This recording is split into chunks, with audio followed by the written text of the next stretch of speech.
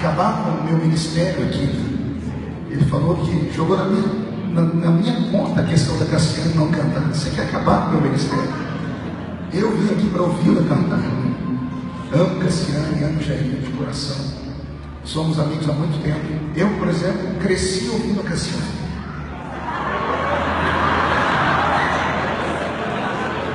Escuto ela desde que era pequenininha. Eu já vi no CD, você era criança. Alguém já viu aqui? Viu a capa do CD? Sangue de Jesus tem poder. A gente só brinca com amigos, né? Muito obrigado, sucesso a vocês dois. Parabéns ao pastor Samuel Ferreira, que é nosso pastor, nosso líder, por ter tido essa visão de águia e implantar aqui em Alphaville uma igreja de poder, uma igreja de autoridade. Feliz demais em ver aqui André e Felipe, nessa oportunidade com as esposas, pobres vidas. Eu já dei para uma minha, eu já dei meus pêsames, né? Casar com um cantor gospel não é fácil, já é muito dia, né? Mas são levitas a quem Deus levantou nessa lição. Sucesso a vocês sempre. Deus abençoe. Alguém trouxe Bíblia?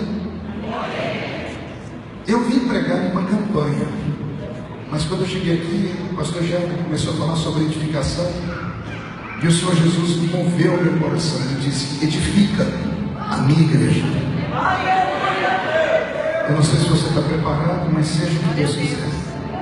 Abra sua Bíblia comigo no livro do Apocalipse.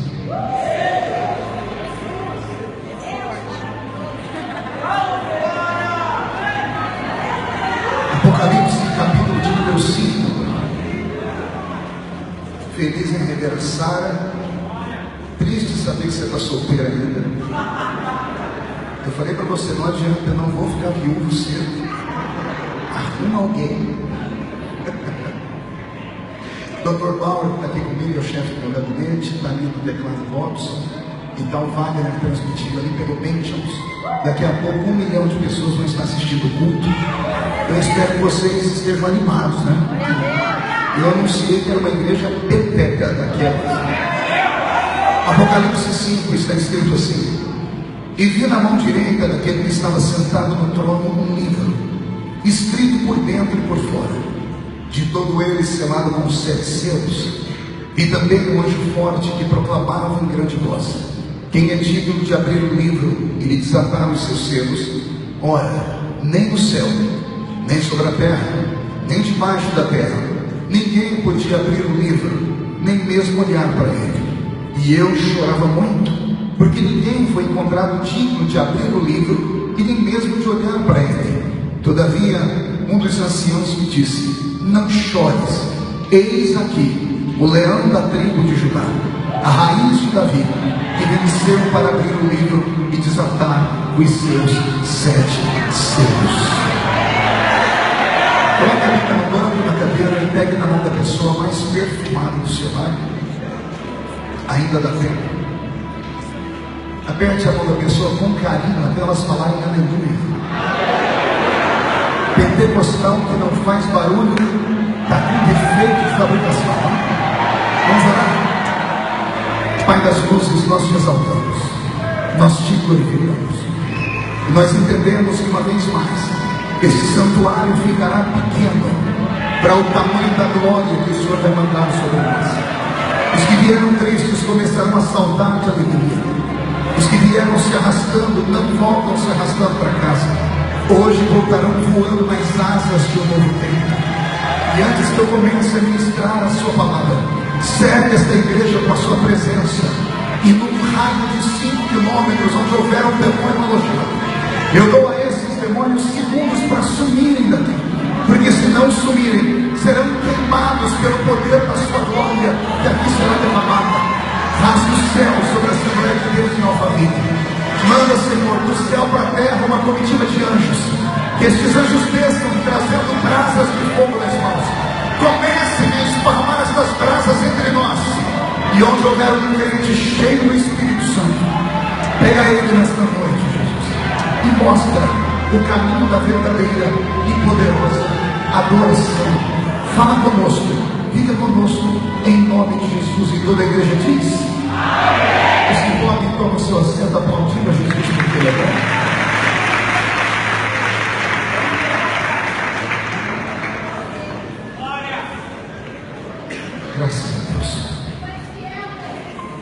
Querida igreja, noiva do Cordeiro, simpatizantes da nossa fé, amigos que vieram de perto, de longe, em plena segunda-feira, espero que você tenha paciência para me ouvir. Cultos como esses são únicos, marcados em data como essa é melhor ainda.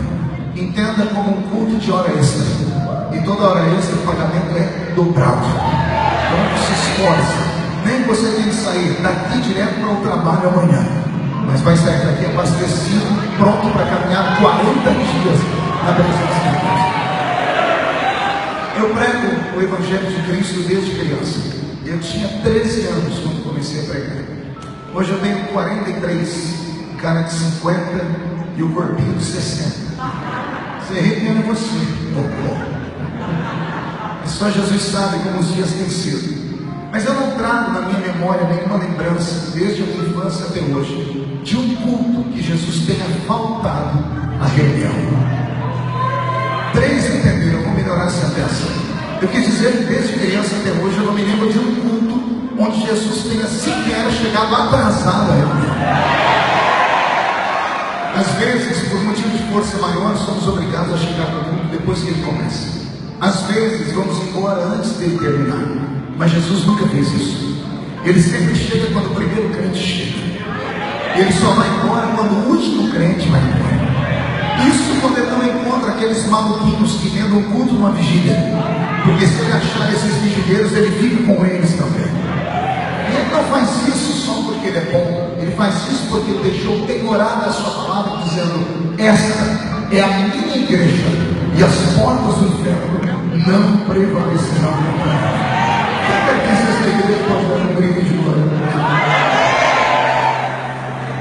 O livro do Apocalipse é um daqueles livros da Bíblia que até os dias de hoje metem medo nos cristãos neófitos, aqueles que não têm habilidade de acreditar que a Bíblia Sagrada não é um livro de maldições, é um livro de bênçãos. E mesmo o livro da revelação, sendo chamado de livro do cataclismo, sendo chamado de livro das tragédias, livro das misérias, nem tudo que está contido no livro do Apocalipse é para amedrontar a alma do cristão. Pelo contrário, esse livro foi escrito para a nossa esperança, para a nossa alegria. Foi escrito para ser a cereja do bolo da Bíblia Sagrada. Livro que demorou 1600 anos para ser escrito. Imagine você que o primeiro escritor e o último estão distantes 1600 anos.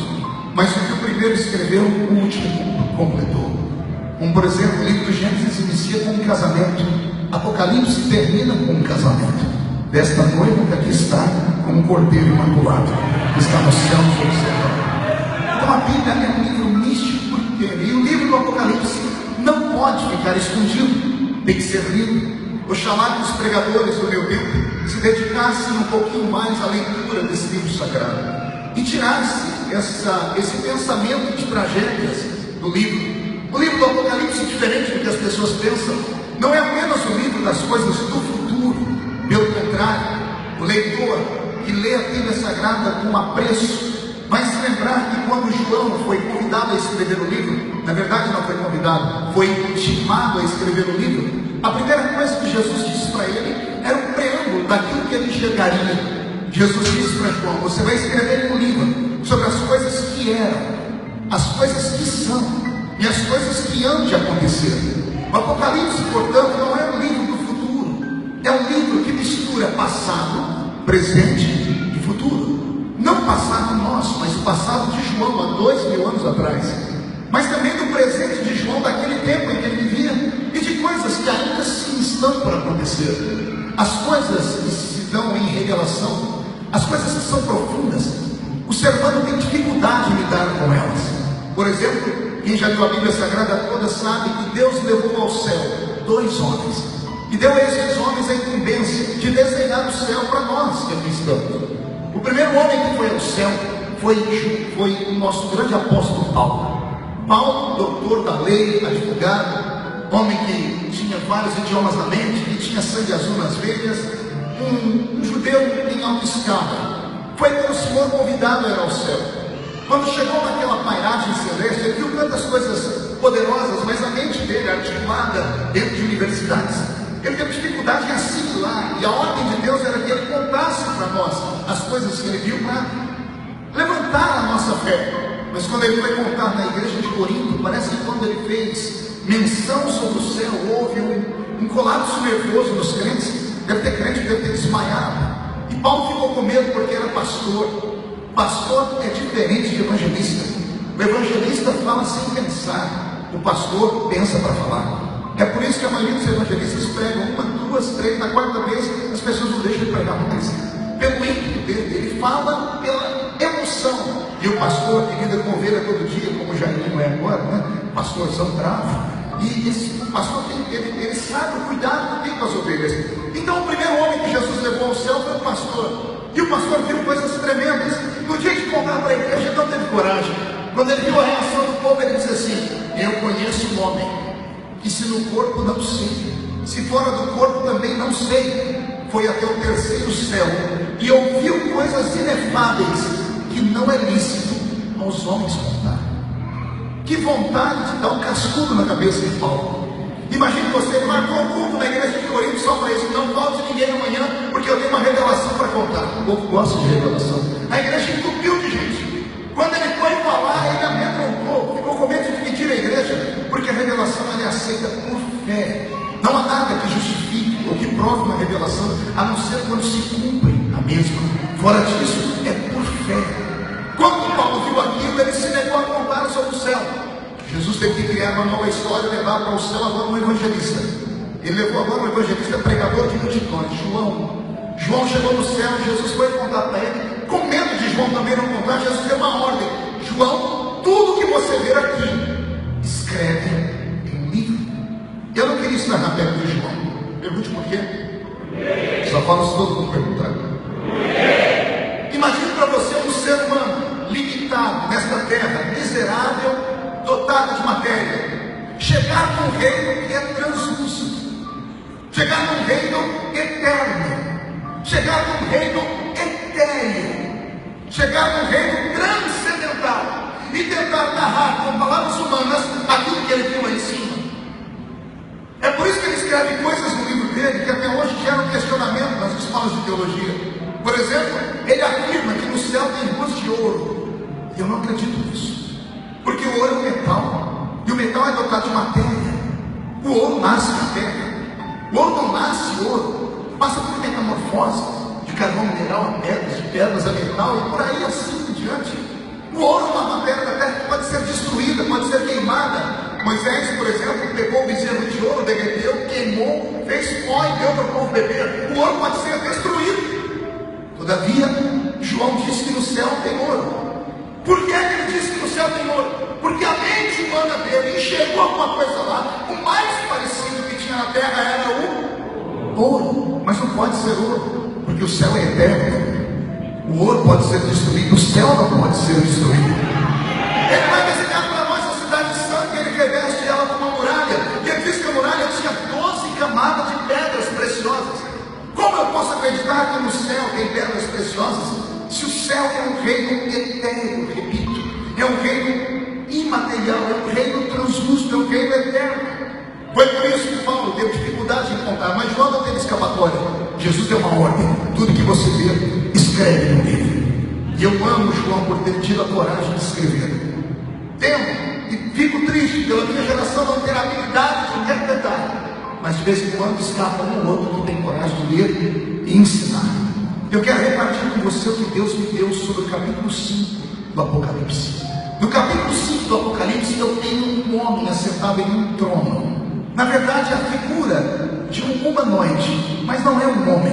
Ele é muito maior do que o homem. Ele é o Criador do homem. Ele diz: eu faço o homem a minha imagem e a minha semelhança. Aquele que está sentado no trono, cercado por anjos que estão cantando ao seu nome, tem no seu colo um livro escrito por dentro e escrito por fora, um livro lacrado com 7 selos. E dentro daquela sala, o espírito de João, que ali estava, digo espírito porque a carne não pode tocar aquele reino. João foi arrebatado em espírito, o seu corpo ficou plantado na ilha grega de Patmos e o seu espírito é levado ao céu. Depois de passear pelas paragens celestes, ele entra dentro daquela sala, que daqui a pouco vou nominá-la como sendo o Santo dos Santos. E no Santo dos Santos, ele contempla a figura de Yahvé. ou de Jeová. Ele está sentado no trono e tem um livro no seu colo.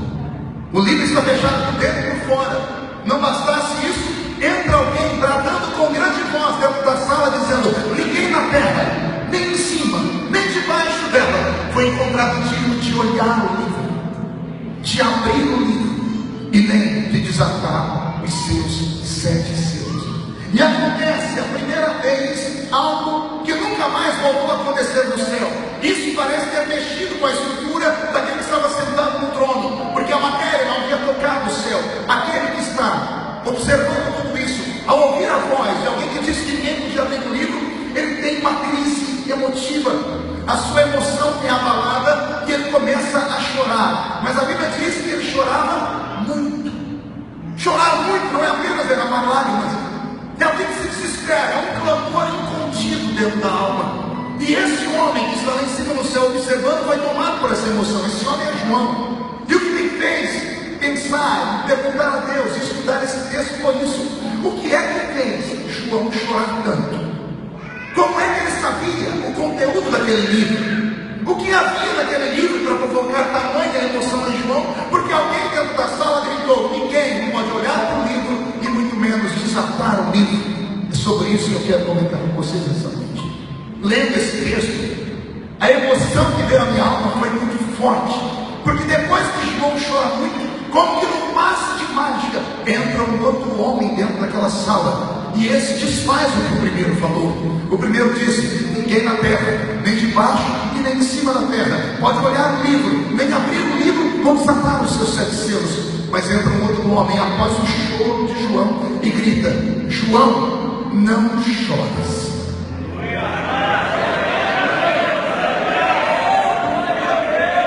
Se imaginarmos um diálogo, vamos ouvir João falar: como não chorar? O livro está fechado. O que me faz chorar é o conteúdo do livro que nunca poderá ser lido. E o homem de branco se aproxima dele e diz para ele: João, fique tranquilo, já encontramos alguém que pode abrir o livro. Olha ele entrando aqui. Eis aqui o leão da tribo de Judá, a raiz de Davi, que venceu para abrir o livro e desatar os seus 7 selos. Quem está pronto para uma viagem? É uma viagem só de ida. Se quiser desembarcar, dá tempo de ir para casa ainda, você assiste a novela. Se ficar aqui, eu não sei se você vai conseguir ir para casa. Deus te trouxe nesse mundo hoje para fortalecer a sua fé e te fazer entender que quando Ele faz uma promessa, passa o céu, passa a terra, mas as palavras dele não podem passar jamais. Eu quero saber se tem algum pentecostal aqui para dar um grito daquele tamanho. Para entender tudo isso, permita-me voltar alguns minutos antes de João subir ao céu, antes de ele ter essa contemplação. A história do próprio apóstolo em si mexe com a minha alma, com a minha estrutura. Quem conhece a história da igreja, e se não conhece, deveria conhecer. Procure livros sobre eclesiologia, a doutrina da igreja. Conheça um pouco sobre os passos dos nossos verdadeiros pais na fé. Qual foi a luta deles, como eles iniciaram o que hoje é os maiores governos religiosos do mundo, que é o cristianismo. Quem conhece a história de João o apóstolo se emociona. Sabe que ele foi o último dos apóstolos vivos nessa terra. Sabe que ele foi poupado por Deus de toda sorte de doenças e mortes. João estava no alto dos seus 90 anos quando foi arrebatado em espírito na ilha de Patmos. Sim, senhoras e senhores, 90 anos. Os outros apóstolos não tiveram essa oportunidade, esta bênção de sobreviver durante tanto tempo. Pedro morreu crucificado de cabeça para baixo. João Marcos arrastado pelas ruas de Alexandria até o seu corpo ficar escalpelado. Tiago morreu ao fio da espada, e faltaria tempo para falar sobre a morte de todos os demais. João, porventura, sobreviveu a todos os ataques, não que não fizeram contra ele armadilhas. Quem conhece a história de João sabe que o último dos imperadores, que estava sobre o trono de Roma, e que ficou sabendo naquele momento que ainda havia um dos discípulos daquela religião chamada O Caminho, porque era o apelido do nosso cristianismo, que ainda estava vivo, quis ele entrar para a história como sendo aquele que ia matar o último dos pais da fé. Trouxe João à sua presença, mas não pôde intimidar o velho João, porque ele é uma ameaçou de morte. E o historiador diz que João dizia para ele: a morte não é minha inimiga, a morte é uma carruagem que me levará mais rápido na presença daquele que ele tem saudades. A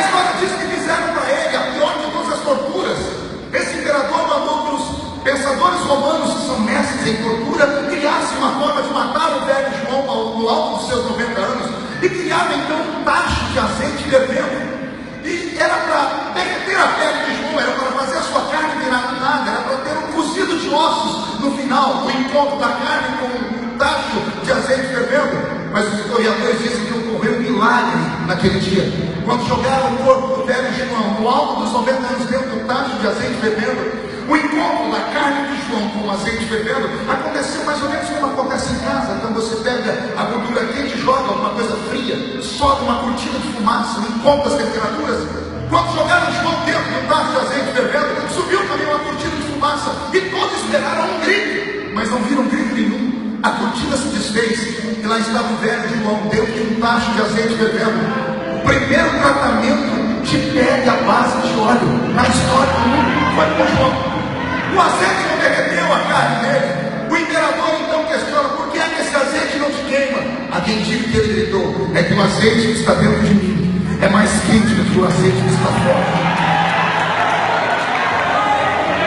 Havia uma cultura naquele tempo, porque aquele mundo era regido pelo pensamento e pela mitologia dos helênicos. A cultura dos gregos estava impregnada naquele povo. Aliás, a cultura, a sabedoria dos gregos fizeram parte de toda a construção da nossa civilização. Os homens que viviam sob a égide de Sócrates, Aristóteles, Platão, Hipócrates e outros mais, mesmo tendo um QI elevado, acreditavam em coisas místicas. E uma das coisas místicas em que eles acreditavam é que havia seres humanos que andavam pela terra que não eram seres humanos, eram semideuses. Você já deve ter lido sobre isso. Tem até alguns semideuses que são extremamente conhecidos: Hércules, Teseu, Perseu e outros mais. A cultura helênica impregnada sobre aquele mundo antigo fazia os homens entenderem que de vez em quando lá no Olimpo, no monte sagrado dos gregos, o chefe dos pseudos-deuses, chamado Zeus, de vez em quando descia essa terra, perambulava por aqui, se enamorava com as mulheres, deixava uma semente no útero delas e nasciam homens que eram poderosos, de quem as pessoas duvidavam que podiam morrer. A cultura deles dizia exatamente isso, que alguns seres humanos a morte não os tocava porque eles eram filhos de deuses. Quando viram João sobreviver à morte, espalhou-se a lenda de que João não era mortal, de que ele era filho de um Deus. E quando eles encontravam pessoas que venciam a morte, isolavam essas pessoas na ilha grega, a ilha de Patmos, a ilha das pedras. Então nessa ilha das pedras eram colocados homens e mulheres que burlaram a morte. Se você procurar os contos antigos, você vai ver que havia homens que ficavam 10, 15 minutos debaixo d'água e ninguém consegue entender o motivo pelo qual não se afogavam. Alguns foram enforcados e permaneceram enforcados por meia hora, 40 minutos, e a morte não os levava.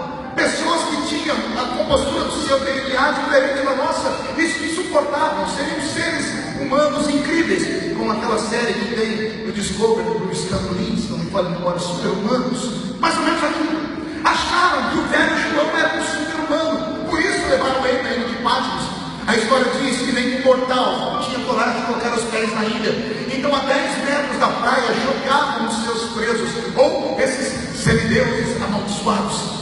João foi lançado naquela ilha. E eu imagino que quando o velho João, no alto dos seus 90 anos, ali está, o que vem à mente dele é uma coisa terrível, o pensamento de que ele está sob uma maldição. Porque o homem no alto dos seus 90 anos já não tem muita força. Ele viu toda a sua geração ser massacrada, ele viu todos morrerem, e ele estava proibido de morrer. Eu repito, João estava proibido de morrer. Pergunte por quê? Um dia os discípulos viram o carinho que Jesus tinha por João, viram que Jesus tinha um carinho acima da média por João, foram questionar Jesus. Jesus está virado. Jesus olhou para eles e disse assim: que importa a todos vocês que João viva, até que ele veja voltar aqui no meu reino e na minha glória. Deus não pode fazer a sua palavra voltar atrás. Jesus era Deus. Quando Jesus liberou esta palavra, ele tornou João imortal, até que João visse Jesus voltar no seu reino e na sua glória. Por isso a morte não podia levar o velho João. E é por isso que na ilha de Patmos, quando ele está na praia, sabendo que na frente tem bestas feras humanas, atrás dele um mar que não dá para atravessar a nada, à esquerda e à direita uma praia que vai deixar ele mandando, não há saída dela. João faz aquilo que todo crente deveria fazer quando a porta se fecha para trás, para os lados e para frente. João caiu de joelhos. Eu descobri uma coisa com João aqui. Pergunte o quê? Portas da terra se abrem com a mão, portas do céu se abrem com o joelho. Quer bater na porta do céu? Não bata com a mão, bata com os joelhos no chão. Quando João bateu com os joelhos na areia da praia, eu vou deixar ele dizer. Ele disse: eu caí de joelhos e ouvi uma voz por detrás de mim. Aleluia. Isso aqui também é uma revelação linda. Por que é que João, ao invés de desenhar para nós, se falar assim, eu olhei para trás e vi Jesus, não seria mais simples? Não seria mais pleno? Não. João faz questão de dizer assim: eu olhei para trás e o vi. E ele desenha Jesus para nós. Ele desenha Jesus com cabelos brancos, com olhos cor de fogo, com uma roupa branca, com um cinturão de ouro no peito. Os pés estão vermelhos, com uma cruz saindo da fornalha. Por que é que João desenhou Jesus assim? Pergunte para mim, por que, pastor? Só fala se não perguntar. Porque ele queria, naquele momento, dizer a todo mundo: eu agora já posso morrer. A última vez que João viu Jesus, faziam 60 anos.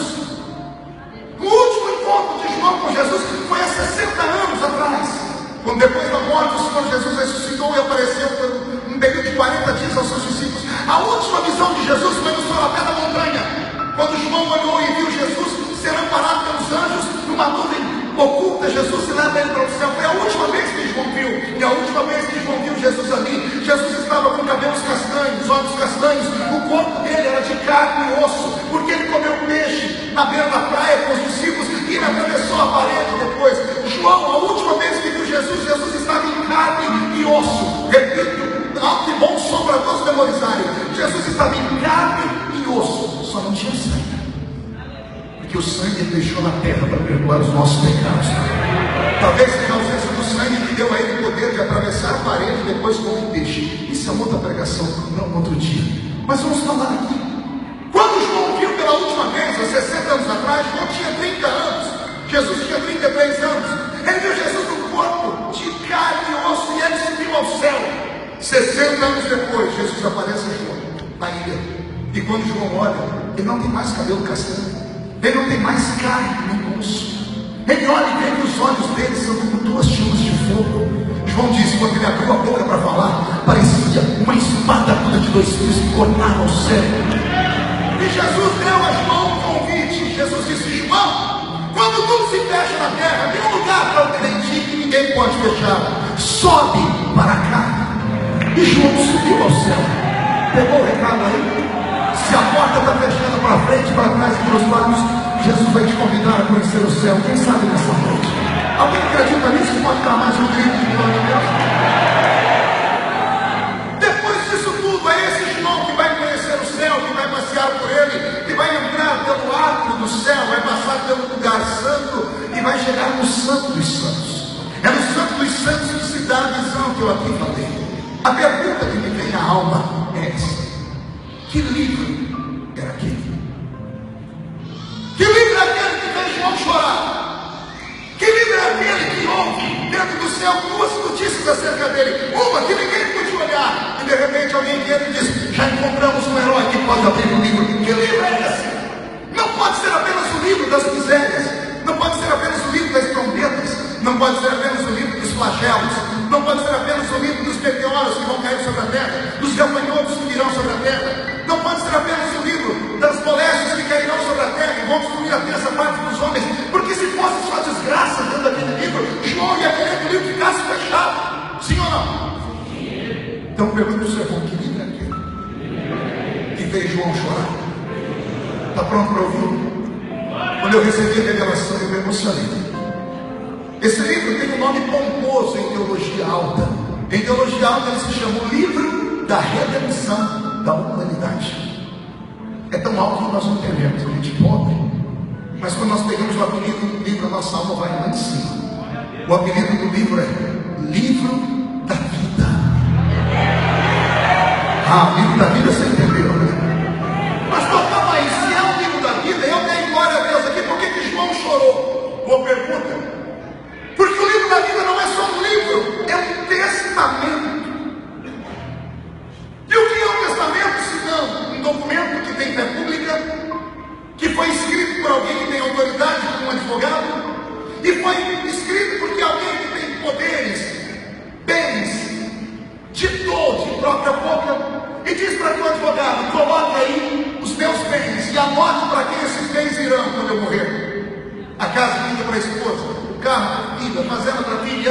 sucessivamente. É para isso que serve o testamento, sim ou não? O livro da Bíblia não é só um livro, ele é um testamento. Pastor, eu não entendi porque João chorava. Testamento só presta quando está aberto. O seu nome estava lá, o meu nome está lá, o nome da sua família que não foi salva está lá também, porque crer no Senhor Jesus será salvo tudo tua casa. O nome de todas as pessoas que conheceram Jesus desde que ele passou pela terra está lá. O nome de todos os que conheceram Jesus depois da sua morte, não vivos estavam, e no meio da pregação eu falo sobre isso, também estava lá. Aquele livro é um testamento. Qual é o bem que é dado naquele livro? A vida.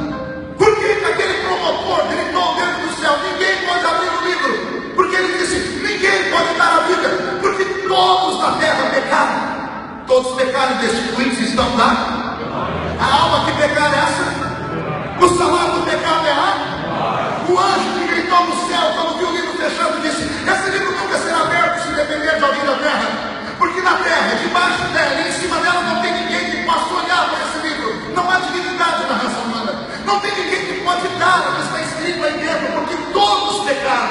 O salário do pecado, portanto, é a morte. O anjo que gritou no céu era um promotor, só que de repente apareceu um outro anjo. E o anjo disse: calma aí, se não há um na terra, nós achamos um no céu que pode. Se na terra não tem ninguém que pode olhar para o livro, aqui no céu tem um que, além de olhar o livro, vai abrir o livro e vai ler o nome de todos aqueles que estão escritos. E de repente, no passo de marcha, apareceu o leão da tribo de Judá, apelido dado para Jesus Cristo, nosso Salvador. Até aqui a história é linda, sim ou não? Até aqui a história é perfeita, sim ou não? Só que o que é que traz esta revelação? O que mexeu comigo, pastor Jair, foi tentar entender por que o livro teve tanta dificuldade de ser aberto, por que Jesus teve que interferir na história da raça humana. Quem já leu a Bíblia Sagrada, do Gênesis ao Apocalipse, como eu já li umas 30 vezes, deve ter se perguntado por que só Jesus pode abrir aquele livro. Não é que não houveram homens especiais na terra, houveram homens fantásticos. Houveram homens que com suas mãos arrancaram portões. Houveram homens que andaram em cima da água. Houveram homens que tiveram poder para abrir mares. Houveram homens que fizeram o sol retornar para o outro lado, ou a terra virar para o lado contrário. Mas nenhum deles conseguiu viver uma vida sagrada, santa e livre das hostes do pecado desse mundo.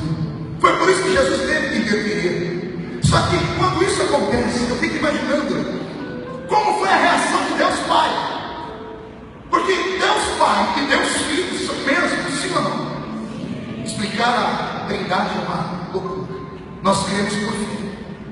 Eu até tenho medo de chamar Trindade, eu chamo de divindade. Porque falar Trindade, a nossa mente humana logo vai dizer que são três. E se são três, não pode ser um. Mas a Bíblia Sagrada diz que os três são um. Compreender a Trindade é por fé. Se o Filho é igual ao Pai e o Pai é igual ao Espírito, o que é que o Filho podia fazer que o Pai não tenha feito? Se você abrir a Bíblia Sagrada no Velho Testamento, as primeiras 5 dispensações, inocência, consciência, governo humano, era patriarcal e lei, de Gênesis a Malaquias. Se pegarmos esse período de quase 4.000 anos, nós vamos ver a figura iminente de Deus Pai descendo esta terra, e Ele mesmo fazendo as vezes de tentar convencer o homem com a sua palavra, com o seu poder e com os seus sinais. De repente Deus Pai desaparece em Malaquias, e só vamos ver a presença de Deus novamente na terra no livro de Mateus. Quem já estudou teologia sabe que entre o Velho Testamento e o Novo Testamento existe um período que nós chamamos de período interbíblico, um período de 400 anos que Deus ficou sem falar com a raça humana. É por isso que nós temos 2 testamentos. É por isso que a Bíblia Sagrada não é única. Nós temos 2 testamentos, o Velho e o Novo. O que difere um do outro? 400 anos que Deus ficou sem falar com o homem. Se você procurar nos livros históricos, você não vai ver Deus falar com o homem mais nesse período. A Shekinah, aquela nuvem de glória, desaparece da história. Deus se manifestando em forma teofânica, ou seja, em forma de anjo, desaparece da história. Profetas não se levantam mais. É por isso que a Bíblia Católica tem 7 livros a mais que a nossa. Os livros chamados apócrifos foram livros escritos nesse período de 400 anos em que nós não vemos Deus falar com o homem. Portanto, são livros que têm cunho histórico, mas não têm canonicidade, não têm peso de revelação. Por que há esse intervalo? Houve um tempo em que Deus olhou para a terra e se cansou do homem. Deus tentou com o homem fazer todas as fases possíveis. Deus, de Gênesis a Malaquias, Deus levantou heróis. Deus colocou heróis para serem linha de frente, e esses heróis todos fracassaram. Era como se o diabo tivesse olhado para Deus e dito: qualquer um que o Senhor mandar para cá, eu acabo com ele. Deus mandou para a terra, por exemplo, Sansão, para ser um líder, e um líder que libertasse o povo. O homem que Deus mandou libertar o povo morreu de que jeito? Cativo, atrelado a duas placas de concreto no templo de Dagom. Deus mandou Salomão para ser o exemplo da sabedoria. E como é que o homem mais sábio do mundo morre? Louco, aos pés das suas 700 mulheres e 300 concubinas e os seus ídolos. Deus mandou Moisés para ser um grande líder, pastor de um rebanho. Mas olha como o pastor começa o ministério dele: matando um homem, enterrando na areia. Todos os homens que Deus levantou, o diabo fez deles gato e sapato. O Deus do Velho Testamento tentou pousar nos corações, mas não conseguiu. O homem era sujo demais. O homem não merecia salvação. O homem não merecia o amor, não merecia a graça. Deus se irritou com a raça humana. E em Malaquias, Deus levanta da terra com todo o aparato dele e volta para dentro do céu. Quando Deus volta para dentro do céu, ele senta naquele trono dele. Ele olha para a terra e dá um grito. Pergunte igual. Um texto que eu preguei a vida inteira em congressos missionários. Um texto que eu achava que era o convite de Deus para levantar missionários da igreja, quando na verdade não era grito de homem nenhum, era grito do próprio Deus. Isaías capítulo 6, versículo 8, quando lá diz assim: e agora, a quem enviarei? Quem há de ir por nós? Isso não é um grito de um profeta, é um grito do próprio Deus. Era Deus dizendo: eu fui e não me reconheceram. Eu desci e me expulsaram. Eu tentei e me trocaram por Baal, Astarote, Asera, Marduk e os deuses da Mesopotâmia antiga. Eu fui e me trocaram por pedaços de barro. Eles não me aceitaram. Deus senta no trono, põe as mãos na cabeça, olha para a terra e dá um grito: e agora, a quem enviarei? Aí lá no Apocalipse o anjo dá um grito: ninguém! Porque na terra, nem debaixo dela, nem em cima, foi encontrado alguém de olhar, de abrir e de ver. Pasme, Isaías 6 e Apocalipse 5, escritos numa distância de 800 anos, é a mesma visão.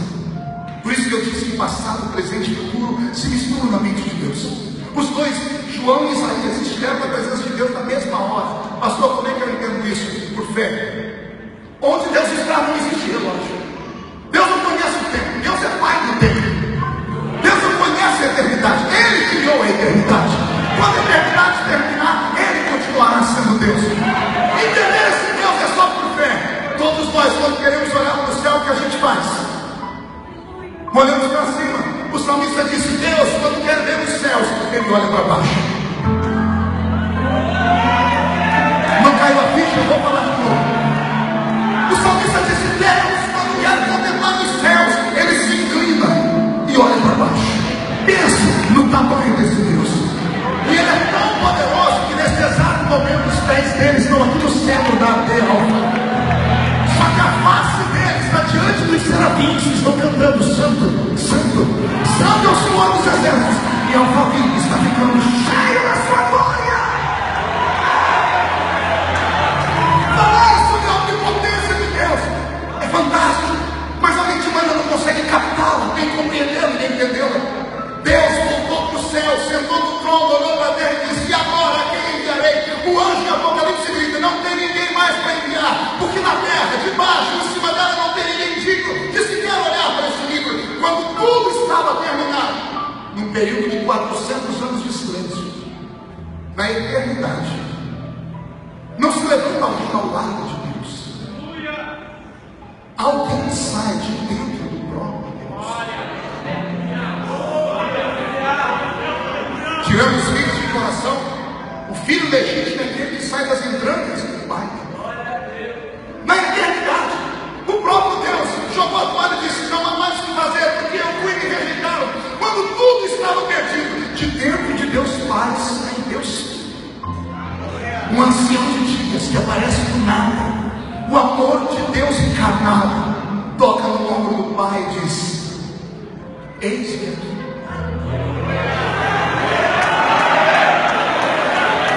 1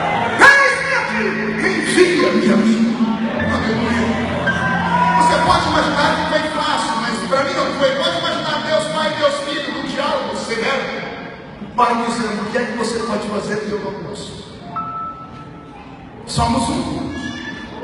Eu fui me rejeitado. O que é que você pode fazer que eu não tenha feito? Pode imaginar um diálogo forte.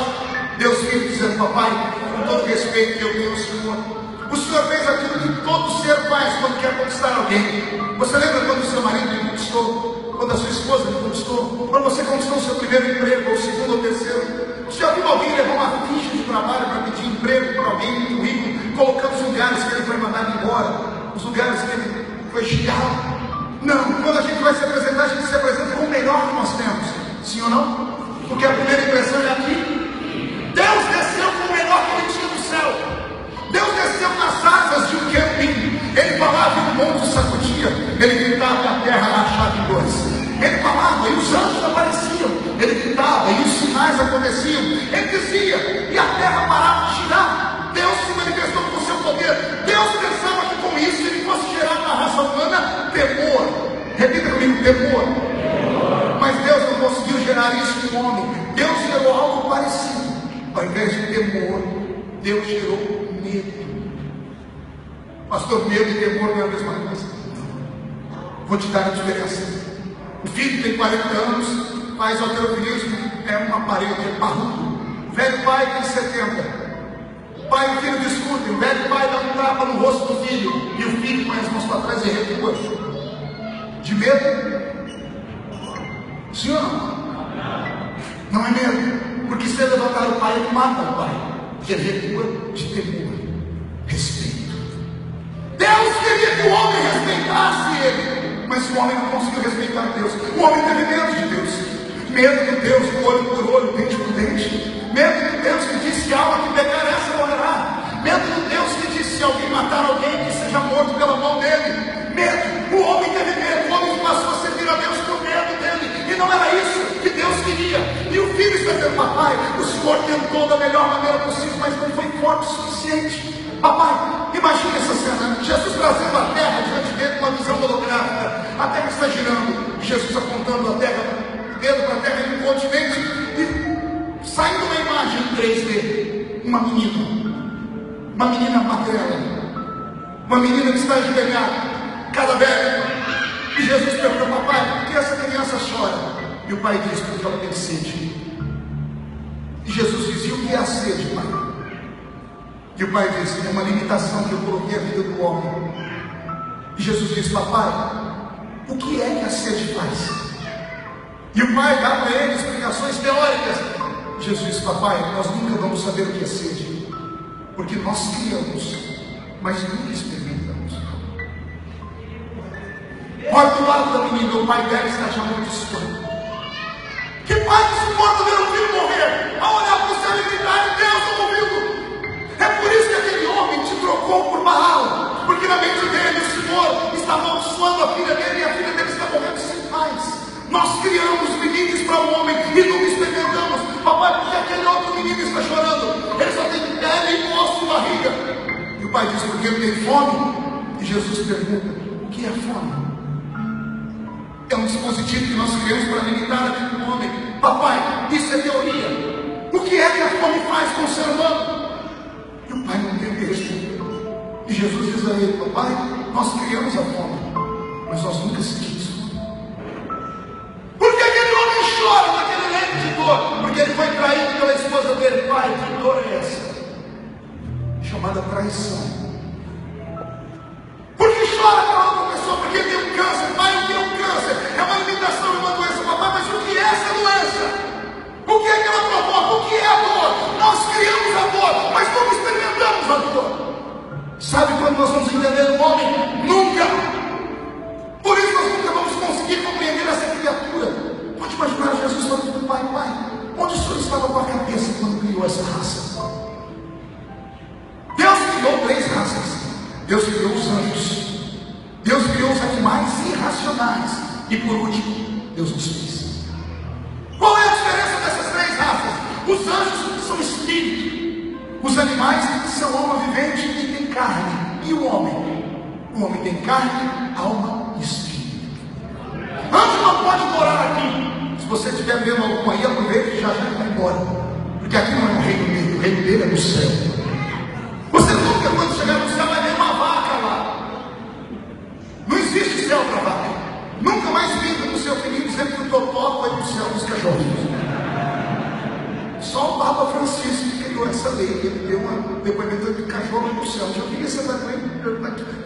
base no que ele falou isso?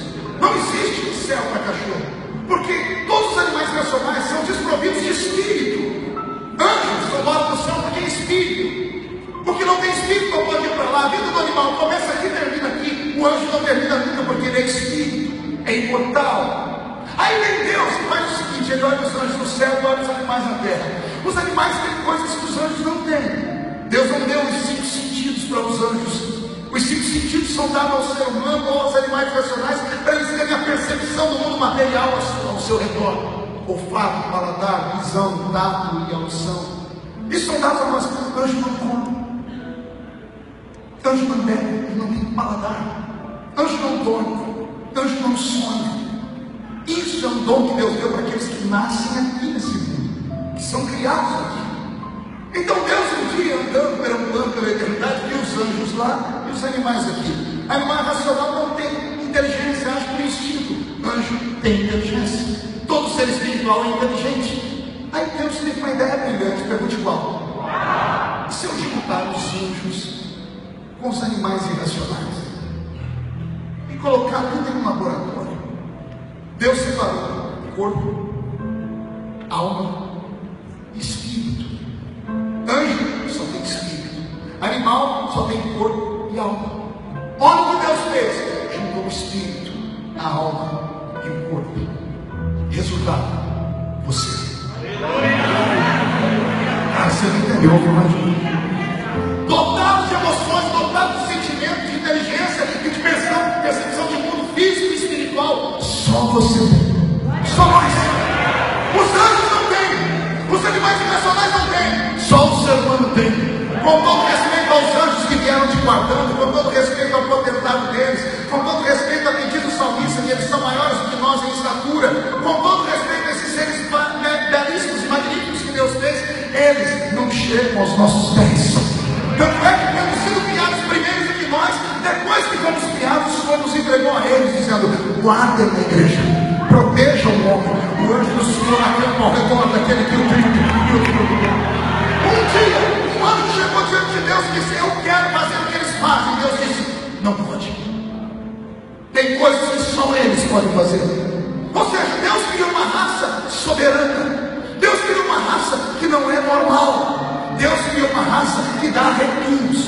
Deus criou uma raça capaz de produzir milagres. Não, eu não estou falando de cego ver, paralítico andar. Milagres diferentes. Charles Augusto, um amigo meu, está ali, me mandou um vídeo um dia, me deu tempo, eu entrei no YouTube para ver. Eu chorei, Charles, o dia que eu vi. Um brasileiro, médico, criou um sistema que ele detectou dentro da barriga da mãe um bebezinho, útero, dentro da placenta, e o bebê tinha um desvio na coluna. Ele ia nascer com problema de paralisia. Esse médico brasileiro criou uma cirurgia, microscópio. Ele abriu a barriga da mãe e tirou o bebê com a placenta, sem romper a placenta. Ele pintou dentro da placenta os seus microscópios, os equipamentos dele, e ele consertou a coluna do bebê.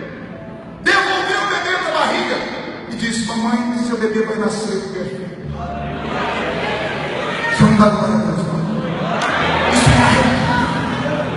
é animais não podem fazer isso, irracionais não, anjos não podem fazer isso, mas o homem pode, porque o homem é imagem e semelhança de Deus. O homem criou isso, o homem criou essa porcaria aqui. Computador, televisão, rádio, marcador de texto. De vez em quando funciona como celular, como telefone. Isso aqui é lindo, é fantástico. Quando alguém me liga, eu digo alô, e a voz da pessoa vem parar aqui dentro. A pergunta que eu faço é essa: como é que a voz da pessoa vem parar aqui dentro? Me explica aí.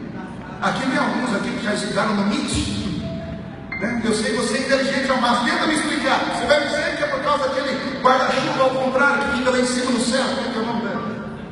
Satélite, esse negócio aí.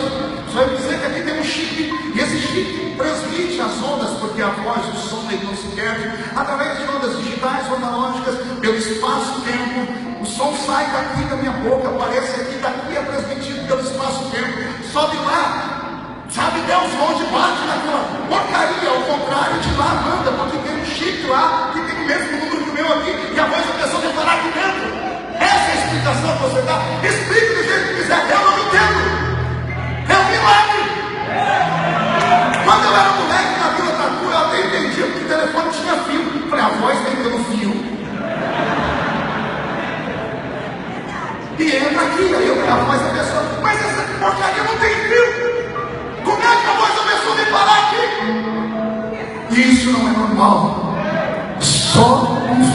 Deus pode fazer. Você entendeu aí? Eu vou falar mais.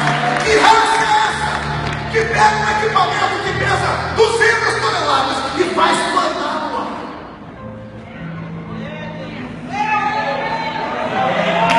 Que raça é essa que pega a minha imagem que agora está sendo transmitida no Brasil inteiro, pelo mundo todo agora, pela internet, o mundo inteiro está me assistindo ali? Quem é que cria isso?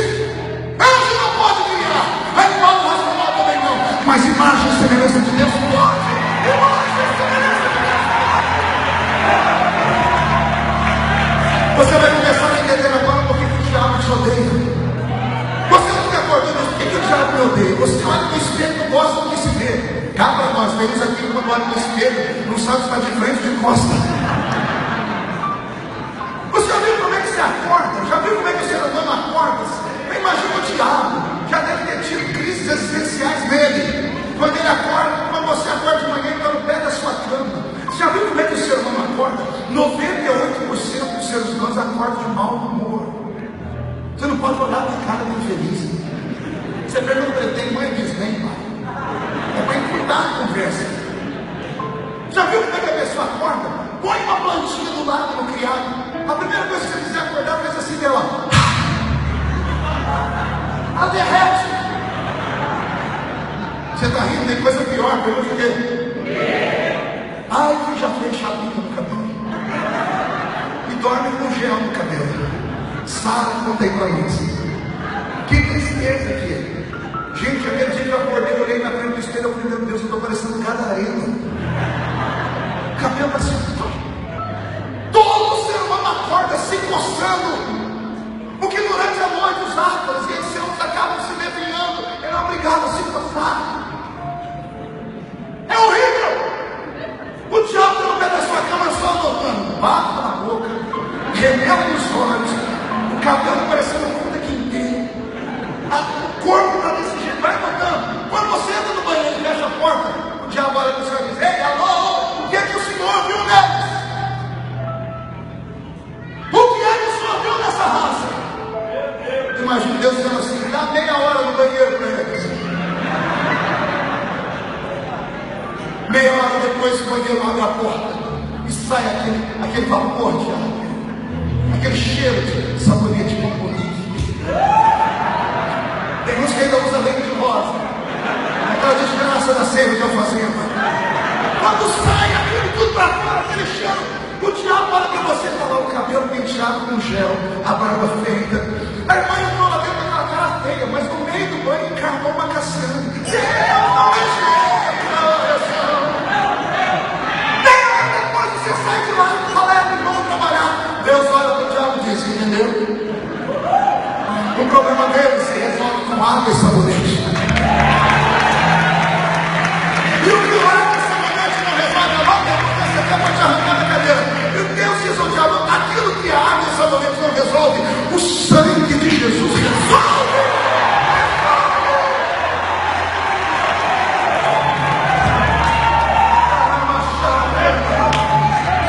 Que raça é essa? Se você soubesse quem você é, você não daria o corpo inteiro me olhando com essa cara feia, parecendo que foi batizado num pote de nada. Não ficaria o corpo inteiro, segura aí, com essa boca travada, essa boca de aço, essa língua de ferro, esse queixo de concreto. Não ficaria aí filosofando, botando a mão no queixo, olhando para o céu e dizendo, Chucky, or not Chucky, that's the best. Não, você não é normal, você é imagem e semelhança daquele que fez o céu.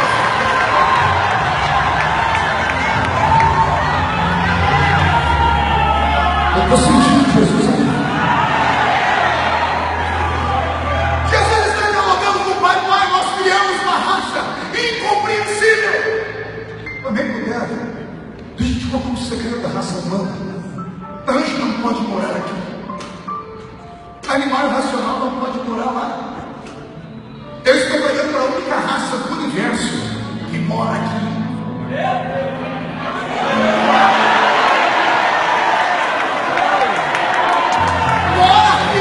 Qualquer dia desse vai morar lá.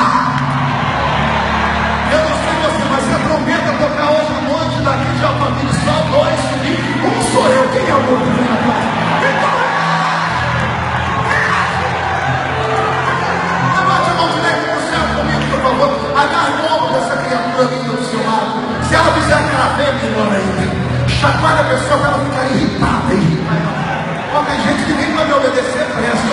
fortaleza derrotada. Chamar a pessoa, tira ela do lugar e diga para ela: Deus te trouxe aqui para isso. Sacode ela. Diga para isso. Deus te trouxe aqui para sacudir a sua fé, para sacudir a sua vida, para sacudir a sua salvação, para sacudir a sua família. Você não é normal. Eu não prego para normais. Eu prego só para gente mal. O filho tem que convencer o pai de que o homem precisa de uma segunda chance. Ele só conseguiu por causa disso. Ele mostrou para o pai que o homem estava em desvantagem. Um ser todo poderoso e mortal, querendo um ser falível, cheio de curiosidades e defeitos e dúvidas, vá ao céu. É impossível se não tiver ajuda. E o pai olha para o filho e diz: e qual é a sua ideia? E Jesus diz: é eu também, pai. Mas meu filho, eu já fui. Jesus: não, pai, o senhor foi por cima. Eu quero ir, mas quero ir por baixo. O que você quer ouvir? Eu quero experimentar a vida deles. Eu quero sentir fome. Eu quero respirar para aguentar. Eu quero sentir sede. Eu quero sentir dor e ver até onde dá para aguentar. Eu quero viver a vida deles. Porque se eles tiverem um exemplo de alguém que suporta, eles também vão lutar para isso, pai. O homem não pode vir aqui para o céu porque ele não consegue. A semente maligna de Adão está nele. Ele precisa de um redentor. Ele precisa de alguém que cumpra aquilo que ele não pode cumprir. Se o salário do pecado é a morte, o dom gratuito de Deus é o quê? A vida. Se quem peca merece morrer, e quem não peca? Vou repetir. Se quem peca merece morrer, e quem não peca merece viver. Só alguém que merecia viver podia trocar de lugar com Deus. Esse é o maior milagre da história. O apóstolo Paulo sistematiza para nós, porque somente dele para dizer isso. Como foi que Deus se transformou em homem? Ele, mesmo sendo Deus, não tem por usurpação ser igual a Deus. Antes, aniquila sua forma divina e desce entre nós e se faz carne e vive a nossa vida. Foi lindo o dia em que ele veio para a terra, por glória. Uma menininha de 13, 14 anos, desposada por um velhão de mais de 60, estava arrumando a trouxinha de roupa dela na pequenina cidade de Nazaré. Ela estava dando conto lá na sala, estava o velho esperando ela para desposá-la. Ela estava dobrando as pouquinhas trouxas de roupa que tinha, quando de repente uma luz inundou o seu quarto. Ela se assusta e o homem, para não matar o coração, se curva e assalta. A saudação dele é essa: bendita sejas tu entre as mulheres. Ela teria coragem de dizer: quem és tu? Porque judeu não diz bendita sejas tu. Judeu diz Shalom Adonai. E ele diz: eu não sou da terra, não sou judeu, eu sou do céu. Meu nome é Gabriel. Eu venho enviado do céu para te dar uma notícia: você vai ser mãe. E o que era para ser um sorriso dos lábios dela se tornou um constrangimento, porque ela disse: não posso, sou virgem, não posso ficar grávida. E ele disse: fica tranquila, o Senhor já preparou tudo. Nesta noite tu ficarás cheia do Espírito Santo. Aqui só tem um jeito de você gerar o milagre dentro de você: é ficar cheio do Espírito Santo. Se ficar cheio do Espírito Santo, você fica grávida de um avivamento, fica grávida de um milagre, fica grávida de uma bênção. Se ficar paralisado, parecendo estátua do museu, mandando que o senhor não recebe nada, não aqui, porque aqui é lugar de gente que tem vida, e quem tem vida adora o Deus que está dentro desse santuário. Ele nasceu, viveu entre nós. Isaías desenhou ele 700 anos antes de Jesus nascer. Ele falou que ele seria um homem de dores, provado em toda sorte de trabalho. Ele disse que não havia nele beleza nenhuma para que nós o desejássemos. Ele passou uma temporada de 33 anos e meio nessa terra e não pecou em nada. Passou frio, sede, fome, foi pilhado, passou por todo tipo de constrangimento que um homem possa passar. E por último foi condenado por ser justo e santo.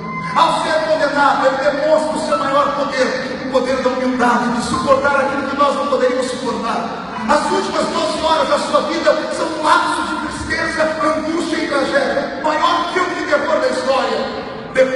sai do jardim de Getsemane na batalha eterna, onde Deus se cala de um lado e proíbe o diabo de falar do outro. Não sei se você sabia disso. No jardim de Getsemane houve uma briga cósmica. Deus e o diabo se reuniram minutos atrás ali naquele lugar e fizeram um pacto. Eu não ajudo meu filho, mas você também não atrapalha. Anjos e demônios estão proibidos de pisar nesse jardim. É por isso que havia a escolha era dele. Por isso ele suou gotas de sangue. Porque não havia interferência. Nem o pai dizendo vai, porque eu estou contigo. Nem o diabo dizendo se for eu faço isso ou aquilo para motivá-lo. A escolha foi dele. E ele quase fracassou. Quando ele ergue a voz e passa a mão no seu rosto e vê sangue, porque o seu corpo se descontrola, ele grita: se possível for, passa de mim este cálice. O inferno treme de alegria, o céu fica em expectativa, e graças a Deus há uma vírgula. Nessa vírgula ele respirou e pensou na gente. Eu acho que ele falou isso porque ele abriu os olhos e viu a cruz. Quando ele viu a cruz, ele pensou em deixá-la de lado. Mas quando tem uma vírgula, naquela sentença para respirar, ele olha atrás da cruz ou depois da cruz, e o que foi que ele viu? A Assembleia de Deus salva. E você sentado, e viu que ele aqui, e por amor a você, por amor a mim, ele mudou a oração dele, ficou de pé e gritou: todavia, seja feita a sua vontade, não a minha. Ele se levanta como um gigante, ele se entrega na mão dos soldados. O corpo dele tem uma bola de basquete que passa pela mão de Anás, Caifás e Herodes. Um jogando a batata quente na mão do outro. Ninguém queria sobre eles aquele sangue, mas os judeus queriam dar cabo da vida dele. Pilatos não queria ter uma guerra interna entre os judeus e os romanos, e por isso naquela noite ele faz com que Jesus seja colocado no pátio do seu palácio. E no pátio do seu palácio Jesus sopra com açoite de 39 chibatadas de um chicote chamado azurrado, 12 tiras de couro. Em cada tira de couro, um pedaço de ferro, uma limalha de ferro, ou pedaços de ossos de carneiro quebrado. Criado como flagelo só para espancar judeus tomavam chibatadas nas costas e não se dobravam diante de ninguém. Depois da cura, da saída deles de Babilônia, os judeus nunca mais adoraram a ninguém a não ser o Senhor Jeová. Quando os romanos davam 40 chibatadas nas costas deles, eles se hincavam as pernas e suportavam, dizendo: a gente não se dobra diante de ninguém. Os romanos criaram chicotes só para espancar judeus. Ele tinha 12 tiras de couro. Cada vez que o chicote batia nas costas da pessoa, valia por 7. Os romanos sabiam que ninguém suportava mais que 40, 50 chibatadas normais. Imagine suportar 40, 39 chibatadas vezes 12, são quase 460 cortes nas costas. Pois Jesus aguentou até a 10ª chibatada de pé. Da 10ª chibatada para frente, o seu corpo cambaleia e ele tomba. E os chicotes continuam a bater, agora não só nas costas, mas no pescoço, no rosto, nos seus omoplatas, nas suas pernas e nos seus braços. O corpo de Jesus passa por uma trituração. Ele tem mais de 400 cortes no corpo dele, 2,5 litros de sangue derramado naquele dia, o suficiente para matar qualquer ser humano que está entre nós. Ele desmaia. Pilatos entra na sua casa apavorado, não consegue jantar naquela noite. Ele mexe com a comida de um lado e do outro, e a esposa dele, Cláudia, a pólvora, se aproxima e diz: por que você não consegue comer, meu marido? E ele conta: eu vi um homem ser flagelado agora, um jovem galileu. Ele não abriu a boca dele para falar nada de ninguém. A mulher se aproxima do marido com receio e diz: eu não me meto em assuntos de governo, mas essa noite que passou eu sofri por causa desse homem, porque ele não é normal. Deus falou comigo que esse homem é justo.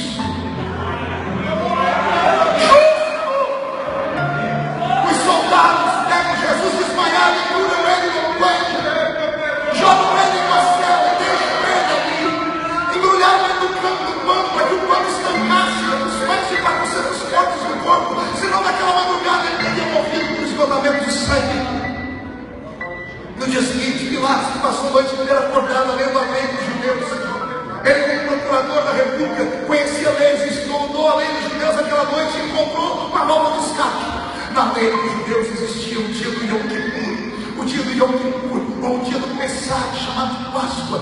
Os judeus tinham uma cultura, como no Velho Testamento, o sacerdote pegava 2 animais, sobre um ele botava a mão e transferia o pecado do povo e soltava pelo deserto, e o outro animal era degolado e morto. Ele colocou na frente do povo naquela manhã Jesus e um grande bandido conhecido por todos como Barrabás. E ele disse: quando eu colocar esses dois diante do povo vai se lembrar que esse Jesus é mestre e vai mandar crucificar o outro e soltar Jesus ele apostava nisso. Mas a multidão estava comprada naquele dia. E eles gritavam: crucifica Jesus, e matem Barrabás, e soltem Barrabás. Soltaram Barrabás. Pilatos lava as suas mãos. Enquanto eles estavam lavando as mãos, os judeus fazem uma oração que Deus ouviu e custa caro a eles até hoje. Os judeus olham para Jesus e olham para Pilatos e dizem assim: se você não quer o sangue sobre você, caia sobre nós, sobre nossos filhos, o sangue desse inocente.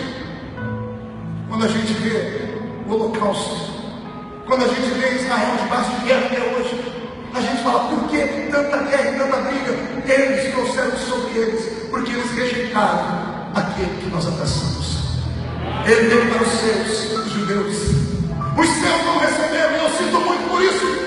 Mas a todos quanto receberam, deu-nos o poder de serem feitos filhos de Deus. Tem alguns filhos de Deus aqui nessa noite? Então dá um grito para a alma dele saber que somos filhos de Deus.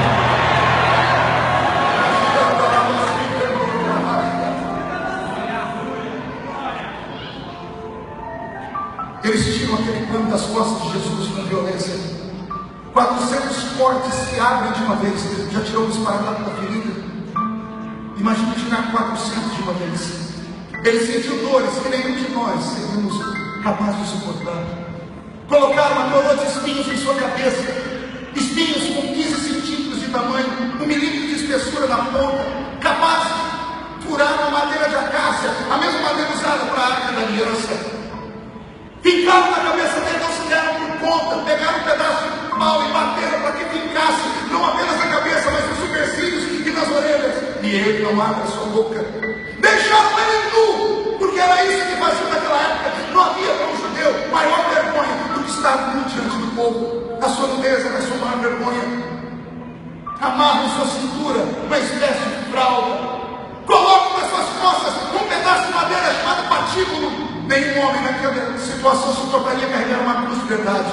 A cruz toda pesava quase 200 quilos, porque era feita de 2 mastros, o patíbulo e a haste principal. Ele não suportaria carregar aquilo. Colocaram nas suas costas o patíbulo, sua haste, onde seus braços puderam segurar.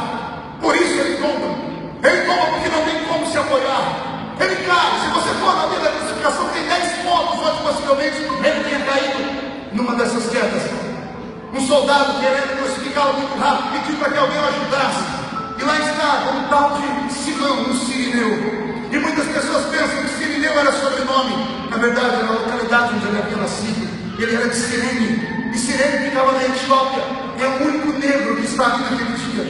Era a maneira dos romanos ligar Jesus, dizendo assim: ninguém da sua família vai cuidar de você, ninguém do seu sangue vai te ajudar. Pensava o romano que estava brigando, quando na verdade estava nos ajudando.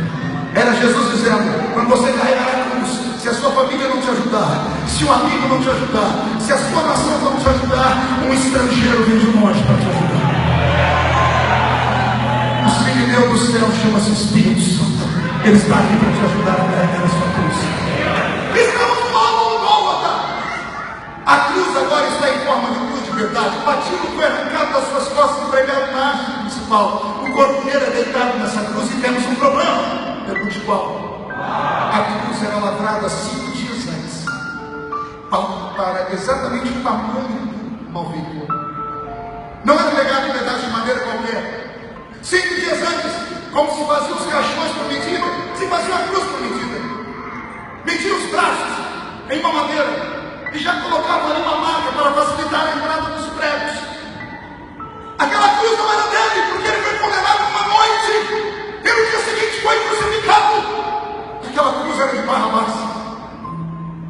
Barrabás era um homem zarrão de mais de 1,80 m, porque ele vinha da terra de Caríades, a mesma terra de Judas, os Iscariotes. A terra de Caríades era a terra das revoltas. Eram homens que se revoltavam contra o governo, que eram homens altos. A envergadura tinha sido abatida por Barrabás. Por isso, quando você assiste o filme de Mel Gibson, quando crucifica uma mão, a primeira mão tem facilidade, a segunda mão não consegue encostar na ponta. Eles têm que esticar o corpo dele. Não esticaram o corpo dele, os ossos equiparam aquele prego miserável. Esticaram o corpo dele. O salmista disse que esticaram o meu Messias. Os ossos dele quase se desconjuntaram. Pregar as mãos não foi tão difícil quanto pregar os pés.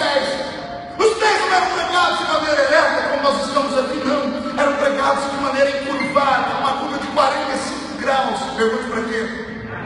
Quem te encara assim por mais de 5 minutos? É desconfortável, doloroso. Pregar o primeiro pé e pregar o outro pé por cima desse primeiro. Quero sentir dores que nenhum de nós suportaríamos. E ele não abriu a boca. Um dia eu perguntei por que o senhor não gritou. E ele me disse para que vocês pudessem gritar à vontade. Ele ficou em silêncio para que nós pudéssemos adorá-lo aqui hoje. Ele está no alto da cruz e agora começam as piores lutas. A luta da alma. Ele era homem e era Deus. O lado divino pegava peças dele, pergunte Paulo. Uma hora que ele olhou para o céu, Cassiano, ele não olhou como Jesus, ele olhou como Cristo. E quando ele olhou como Cristo, ele viu Deus. Quando ele viu Deus, Deus percebeu que ele o viu. Deus fechou a cortina do céu. E como homem, ele gritou em aramaico. Ele é tão querido que ele não quer escandalizar os pequenos. E ele grita: Elohim, Elohim, lama sabachthani. Aqui embaixo estão dizendo: ele clama por Elias e debocha. No céu os anjos dizem: Pai, ele está chamando o Senhor. Deus meu, por que me abandonaste? Eu sou pregador pentecostal. Eu orgulho disso. Eu amo falar de Jesus gritando para Lázaro sair de dentro da tumba. Eu amo falar dele pisando em cima das águas, acalado de uma madrugada. Eu amo ver eles passar pela multidão e ninguém vê. Eu fico extasiado quando vejo ele no alto do monte da força se transfigurando e Elias e Moisés se aproximando dele. Mas eu me apaixono por ele na cruz. Porque na cruz sou eu. Na cruz somos nós. Ali a raça humana que olha para o céu e não vê Deus. Quantas vezes gritamos e Deus não responde? Quantas vezes perguntamos e Ele não fala? Se fôssemos nós ali, nós tínhamos amaldiçoado. E Ele só questionou: Deus meu, por que me abandonaste? Ali sou eu. Eu amo Ele naquela cruz. Não sou sádico, mas foi a única oportunidade que eu tive de ser alguém na vida. Foi por causa daquela cruz. Jesus olha para 3 lados. Quantos lados eu disse? Na verdade, ele olha para 4. Ele olha para cima, ele olha para frente, ele olha para baixo e olha para a esquerda, ou melhor, para a direita. O olhar da direita para mim é um dos mais profundos. Tem um bandido ali do lado que chamou a atenção dele por causa do da esquerda. O da esquerda olhou para ele e disse: Você não é o Cristo? Desce daí e tira a gente. Esse foi o momento que Jesus mais sentiu dor, porque ele estava morrendo por aquele miserável. E aquele miserável disse: Se você tem poder, desce e tira a gente daqui. Essa foi a dor mais aguda. O diabo veio brincar no ouvido de Jesus, mas como Deus não deixa o jogo desigual, o diabo veio de um lado e o Espírito Santo veio do outro. O bandido da direita comprou a briga e gritou: Ô infeliz, a gente está aqui porque a gente merece. Esse homem do meio não merece estar aqui. Como ele esticou o pescoço, ele olhou e viu em cima da cabeça de Jesus uma placa. E a placa está escrito: Rei dos Judeus. Aquele homem olhou para Jesus e chamou de Rei. O Rei, lembra-te de entrar no teu reino. Jesus ergueu a cabeça, era angústia de ouvir o diabo, agora feliz. Olhou para a direita e viu aquele infeliz ali do lado do Cristo e disse para ele: Ainda hoje você vai estar comigo no paraíso. Ele olhou para frente e viu a multidão que ele alimentou e curou, e não encontrou neles abrir mão. E ele olhou para o último lado que sobrava, para baixo. Às vezes ele está dando uma lição. Somos obrigados a olhar para baixo. Não dá para vencer todos. Às vezes Deus se cala. Às vezes as pessoas que nos cercam, que nós ajudamos, não estendem a mão. Às vezes somos obrigados a baixar a cabeça. Mas Ele abaixa a cabeça e dá o ensinamento mais lindo de todos. Ele olha para baixo e diz assim: que bom que nem todo mundo me abandonou. No pé da cruz estava Maria, sua mãe, e o melhor amigo. Era a forma dele dizer: você nunca vai para a cruz sozinho. Pode todo mundo sumir, mas sempre sobra alguém. Ame sua família. Dê valor à sua família. Dê valor ao seu amigo. Amigo não é aquele que te elogia, é aquele que fala que você está com mau hálito. Esse amigo que fala aquilo que você precisa ouvir, não aquilo que você quer ouvir. Valorize os seus amigos. Ele resolve a vida dele. Foi torturado. A morte está ali perto. Eu fiquei com pena da morte nesse dia. Quer perguntar por quê? O espírito mais poderoso até então, que levava todos os homens e assustava todos os gigantes e todas as pessoas, chegou naquele Gólgota, balançando a sua foice, chamada de aguilhão. Ela olhou para Jesus naquela cruz e viu ele assim, ó. Só que ela se assustou depois. Pergunte por quê? Porque não estava na cruz só Jesus. Estava Jesus, o Cristo. Não estava só um homem na cruz, estava Deus também. Sim ou não? O homem tomba, sim ou não? Deus tomba. A morte olhou para aquela cruz e ela teve uma visão em 3D. Ela viu um assim e o outro assim. Ela viu o homem caído e o espírito de pé. E ela disse: vou te matar. O Jesus não podia falar nada, estava vencido. Mas o Cristo deve ter dito: cai dentro, vem para cima. Ela levantou a foice e bateu no peito dele e quebrou. Não conseguiu cortar o fio de prata que sustenta o homem nesse mundo. Porque só pode morrer quem peca. Ele não tinha pecado. Pastor, o senhor é louco, o senhor está inventando isso? Não, está na Bíblia. 1 Coríntios 15. Tem um baixinho pregando com força e violência num púlpito. De repente, lá fora, na porta, tem alguém falando assim para ele: ó. Você, depois do a morte estava lá enfrentando aquele amigo. E o baixinho Paulo, de 1,5 metro, ao invés de fugir, olha para ela, fixa o olhar e dá uma gargalhada. Ao invés de ele correr, não, que ele diz para ela: ó morte, ó morte, onde está, ó morte, o teu aguilhão? Onde está a sua foice? E Paulo grita: travada foi a batalha na cruz, e você foi derrotada. A morte perdeu a foice dela, porque não pode matar Jesus. Jesus é o único ser vivo desse universo que escolheu a hora de morrer. Não, você não entendeu, eu vou falar de novo. Jesus escolheu a hora de morrer. Para os universitários que eu tenho aqui, quando forem para a escola e estudarem filosofia e forem estudar Nietzsche, não deixe o seu professor dizer assim: Nietzsche tinha razão, porque Deus morreu na cruz. Levante, dê dedo do nariz daquele pseudo-intelectual e grite para ele: quem morreu na cruz foi Jesus. O Cristo não pode morrer, porque Deus não morre. Deus tinha morte. Quem morreu na cruz foi Jesus, o Cristo.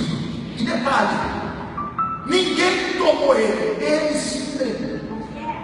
Ele resolveu a vida dele. Ele olhou para o céu e falou: pai, perdoa esse daqui que não sabe o que faz. Ele olhou para baixo e falou: João, cuide de Maria, porque ela agora é sua mãe. Ele falou: está tudo resolvido, já salvei ele daqui. Ele olhou para o céu e disse: pai, consumado está, nas tuas mãos. Por que você acha que ele disse isso? Todo homem que morria a morte catava ele. Jesus ele disse: papai, nas suas mãos. Ouviu morte? Não é na sua, porque você já perdeu a milhão. Nas suas mãos eu entrego. Ninguém toma, ninguém mata, eu entrego. Está entendendo aí ou não? Ninguém toma, ninguém me mata. Porque não podia morrer, ele nunca pecou. Ele disse: eu entrego meu espírito nas suas mãos. E tendo dito isso, ele expirou. Ele fez o quê? O que é expirar? Quando ele fez isso, o que estava dentro dele saiu. O corpo tombou. Mas antes de desaparecer, o Cristo que saiu deve ter olhado para baixo e disse assim: Jesus, fica tranquilo. Daqui 3 dias eu volto a te pegar.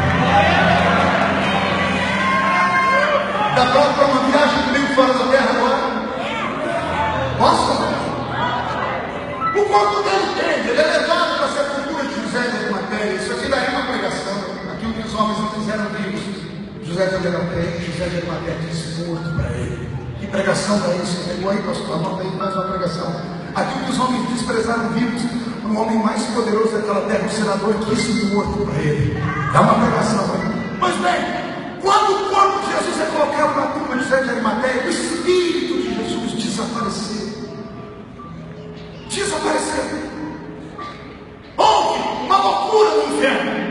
A morte não sabia que era Jesus, o diabo não sabia que era Jesus. Zé Pilantra, Chicaveira, Bernardo, Cobreno Velho, ninguém sabia que era o homem. Sexta-feira à noite, um problema, sabe então foi um Deus da cura. De repente, lá dentro do inferno aparece ele. Ô glória. Ele entra, olha para a cara do diabo, ele não pergunta nada, ele só estende a mão e diz: me dê o que é minha tolerância. A Bíblia diz que ele desceu as partes mais baixas e pegou a chave da morte e do inferno e saiu. Quando ele foi saindo, imagina a cena, o diabo desesperado, olhando para o Nazareno: você não esqueceu nada? Pode imaginar Jesus falando: o que eu poderia ter esquecido? Gênesis 3:15: a semente da mulher vai esmagar minha cabeça. Não é agora que você vai pisar aqui? Imagina Jesus dando uma gargalhada, enfiando a chave dele, rodando a chave, dizendo: poderia, mas fica assim por enquanto. E ele sai rodando a chave e vai gritando: mas em breve. Em breve o Deus de paz esmagará Satanás debaixo dos pés. Essa igreja está. Deixa eu levar para terminar. O Espírito dele agora tem na mão a chave da morte do inferno, amém? O que é que ele faz com a chave da morte do inferno? Pergunte para mim. Só fala se todo mundo perguntar. Só se perguntar fazendo biquinho. Ah, que povo fofo. Ele pega a chave da morte do inferno, já. Ele não vem para a terra, ele vai para o seio de Abraão. Ele vai para aquilo que nós chamamos de Hades, o protótipo do inferno. Quando Jesus contou a história que havia um abismo que separava o seio de Abraão do Hades, ele vai para aquele lugar e com a chave da morte ele entra no seio de Abraão, porque os que estavam lá só estavam mortos. Mas ele volta a chave, vai ao inferno e ele prega o evangelho eterno àqueles que morreram antes dele. Pergunto por quê? Seria ele injusto, tendo criado um sacrifício perfeito para nós, e os que morreram antes dele não teriam um sacrifício perfeito. Jesus desceu as partes mais baixas e pregou o evangelho. Não sei se no inferno alguém acreditou nele, mas o seio de Abraão acreditava. Pode imaginar ele entrando com a chave da morte, lendo lá uma plaquinha escrito Daniel. Ele abre aqui a chave da porta da morte, abre e diz: Daniel, sai para fora. Daniel diz: quem és tu, Senhor? Eu sou aquele que fecha a boca do leão, Daniel. Vamos para fora. Ele olha, Sadraque, Mesaque e Abednego, ele abre a porta, vê os três para fora. Quem és tu, Senhor? Eu sou o quarto homem da fornalha de fogo, sabe? Mas Ezequiel, sai para fora. Quem és tu, Senhor? Quem és tu? Eu sou aquele que meço a água do avivamento e joga os crentes lá dentro. Vamos embora. Vai abrir a porta de todo mundo e sai todo mundo, a porta toda, até que ele chega numa porta e tem um cidadão lá que era o defunto mais fresco que estava lá. Fez, mas tinha acabado de chegar, entendeu? Ele está lá e está arrumando o pescoço.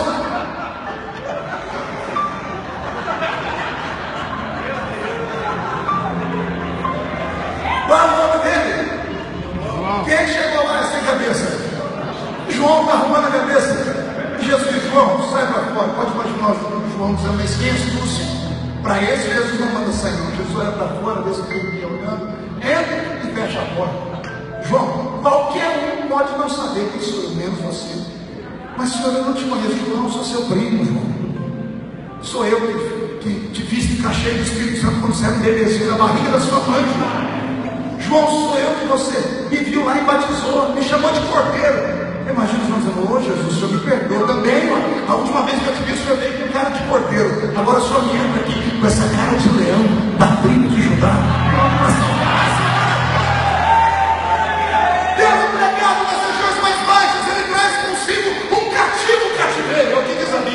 Ele traz aqueles que creram nele. E ele vem para a terra. É madrugada de domingo. 6 mulheres estão perto da tumba, carregando um monte de incenso e mirra. Quando se aproximam da tumba de José de Arimateia, a pedra está rolada. 2 homens de branco estão ali. E antes que elas falem qualquer coisa, os homens de branco se antecipam e dizem: por que procurais entre os mortos aquele que vive? Ele não está mais aqui, ele já ressuscitou. 5 mulheres, pastor Jairo, saem correndo para contar para os discípulos. Uma se perde e sai correndo no meio do jardim. Ela olha de longe, vê um homem de costas e ela grita: horteleiro, hortelão, jardineiro, onde você colocou meu mestre? Aquele jardineiro vira e diz assim para ela: Maria. Ela se assusta assim: mas Rabi, Raboni és tu? E ele diz: sou eu, Maria. E ela sai correndo para abraçar ele. Quando ela se aproxima dele, ele estica a mão e diz assim: Maria, não me toque. E ela se afasta. E ele explica: não me toque, porque eu ainda não fui glorificado. Eu ainda não fui. Mas você não está glorificado, por que não? Você estava morto e ressuscitou. Ressuscitou num corpo esquisito. O corpo dele come peixe, atravessa a parede, voa. Talvez um dia eu venha aqui pregar Apocalipse 20 para vocês. Bem-aventurados que fazem parte da primeira ressurreição. Por que aquele corpo era daquele jeito? Um dia nosso corpo vai ser igual ao dele. Só os que fazem parte da primeira ressurreição vamos poder comer, voar e atravessar a parede, e ninguém tem nada a ver com isso. Alguém acredita nessas loucuras? Não, glória a Deus. Pois bem, ele faz tudo isso, aparece com os discípulos no período de 40 dias e marca com eles um encontro. 500 testemunhas foram ao encontro e viram ele no solapé daquela montanha onde João viu 60 anos atrás, como eu disse a vocês. Agora estamos todos olhando para ele dar suas últimas ordens. E quando ele termina com as suas últimas ordens, ele começa a flutuar. Uma nuvem vem sobre os seus pés, ele começa a levitar. Os 2 anjos que vieram lá na tumba vieram escoltá-los. Só que eles estão subindo. Quando os anjos olham para baixo, eles têm uma ideia. Eles dizem: gente, vamos descer lá, deixa ele subir sozinho. Que se a gente não for lá, esses homens e mulheres vão morrer desse jeito, com o crucifixo no pescoço. Eles estavam eletrizados. Os anjos descem, tocam no ombro daqueles homens e mulheres e dizem: varões galileus, por que estáis olhando para cima? Esse mesmo Jesus que dentre vós foi assunto ao céu, qualquer dia desses, ele vai voltar. E cada palavra de ordem, o mesmo Senhor descerá do céu com alarido e voz de arcanjo. Os que morreram em Cristo ressuscitarão primeiro, depois nós, os que estivermos vivos, seremos transformados e arrebatados seremos, e estaremos para sempre com o Senhor Jesus nos ares. Quem crê nisso, deu glória a Deus. A nuvem oculta Jesus, e para onde ele foi? Quem pode me dizer? A nuvem faz com que ele suma, e os discípulos vão para Jerusalém. A pergunta é: para onde ele foi? Quem tem ideia?